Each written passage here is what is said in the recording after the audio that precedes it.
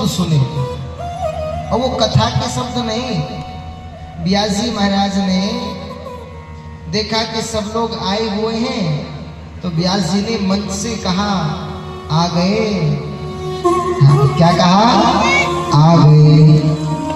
ये शब्द सुना, और फिर जब वह श्रोता बैठ गए तो व्यास जी ने कहा, बैठ गए। ये शब्द और सुना। ये दो शब्द सुने, इतने में तो नींद आ गई मारे, सो गए कथा में।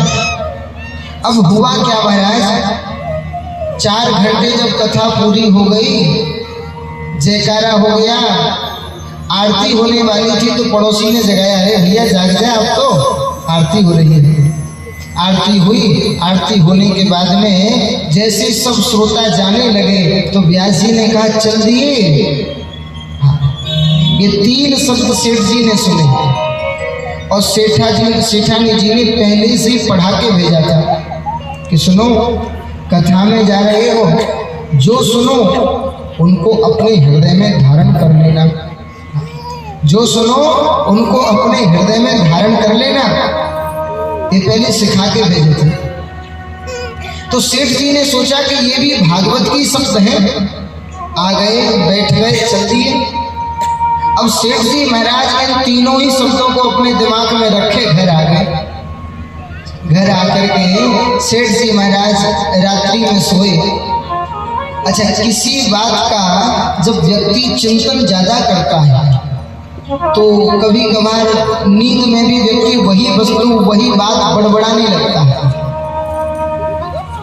तो सेठ जी महाराज ने इन 3 शब्दों का बड़ा चिंतन किया, तो उसके कारण से महाराज सेठ जी महाराज रात को इन तीनों ही शब्दों को बड़बड़ाने लगे। गजब की बात देखो, उसी रात को सेठ जी महाराज के यहाँ कुछ चोर आ गए। चोर आए, जैसे ही चोर आए तो सेठ जी तो नींद में कह रहे थे, आ गए। चोरों ने कहा, अरे ये तो जाग रहे, बैठ जाओ चुपचाप। और जैसे ही बैठे तो सेठ जी दूसरा शब्द बोले, बैठ गए। अरे भैया, चोरों ने कहा कि ये पकड़वाना है, जल्दी जल्दी चलो। और जैसे चलने लगे तो सेठ जी बोले, चल दिए। अर्थात भैया चोर 2 रुपए भी चोरी करके नहीं लगे। सुबह पता चला, मोहल्ले में बात फैली, भैया चोर आए थे रात को। तो सेठ जी ने अपने घर में भी देखा कि सब सामान सही है कि नहीं, कैमरे चेक किए, कहाँ आए चोर, पता चला कि हमारी घर में आए।